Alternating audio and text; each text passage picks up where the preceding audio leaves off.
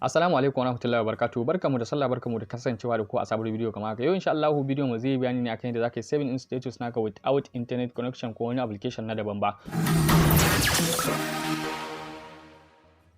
Abin da zaka yi da fari bayan ka bude WhatsApp naka sai ka zo wajen status, bayan ka zo wajen status sai ka duba status din da kake so ka yi saving nashi sai ka zo ka bude akai. Kamar yadda kuke kallo nan dama already na riga da na biyun nashi da kuke kallo gashi nan kamar yadda kuke kallo.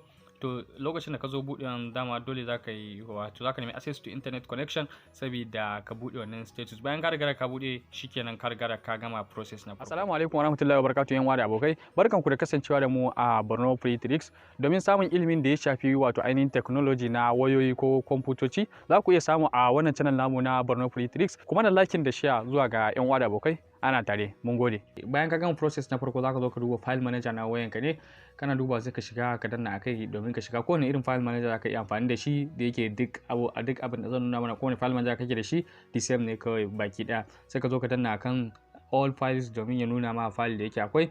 Bayan ka danna akan all files zai kawo ma sai ka zabi internet storage domin ka kalli files da kake da shi. Sai ka yi scrolling down ka zo wajen WhatsApp folder kenan. WhatsApp ne da yake amfani da business sai in danna akan WhatsApp business. Ina danna zai kawo mun waje kamar yadda kuke kallo sai in danna akan media domin in shiga media.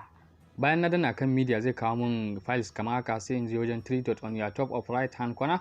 Bayan na danna akai sai in danna akan show, sai in danna akan show hidden files. Zai nuna mun duk wani files da yake a boye sai in danna akan status. Bayan ina dannawa za ku kalli duk wani status da na bude da ma wayansu dai wanda automatically nake ga sun yi ma expire tun jiya na bude, za ku iya kallon su a nan wajen. Za ka yi biyo din in ma hoto ne amma abin da ya kama bidiyo ne in automatically dai ka riga da ka bude a wancan WhatsApp naka. Abin da za ka yi dai process mai wahalan ka je ka bude wannan status din. Kawai daga ka bude za ka same su a wannan show hidden files din kana danna za ka same su a wannan wajen. Kamar yadda kuke kallo gashi nan ga wannan hoton ma da kuke kallo. Ina ganin ga bidiyo ɗaya ma da na bude bari danna kan bidiyon ku kalla. Kamar yadda kuke kallo gashi ya tambaye ni da wani player nake so in yi amfani, bari mu bude da MX player nan da kuke kallo. To duk wani status da na bude dole na ajiye a wannan hidden files din, wannan wajen keɓantattun wato ainihin files da suke a boye.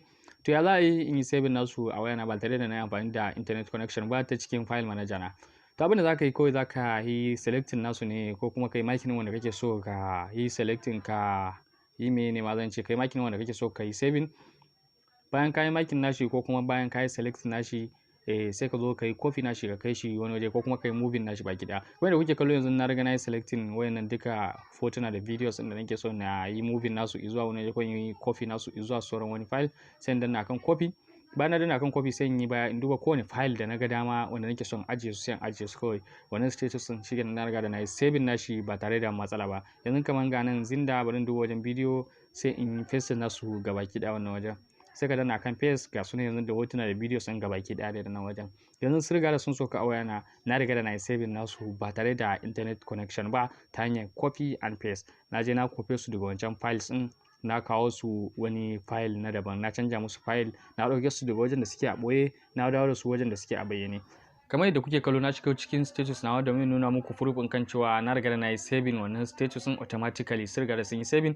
Gashi na dama na mera su a cikin zinda a cikin videos ne ga wannan folder da na riga da na yi saving a ciki. Kamar yadda kuke kallo ga videos da hotunan gabaki daya kamar yadda kuke kallo gashi nan na riga da na yi saving nasu without internet connection kawai. Na riga da na yi saving nasu automatically ba tare da wani walantarwa ko kuma wannan ba cikin sauki kawai just copy and paste.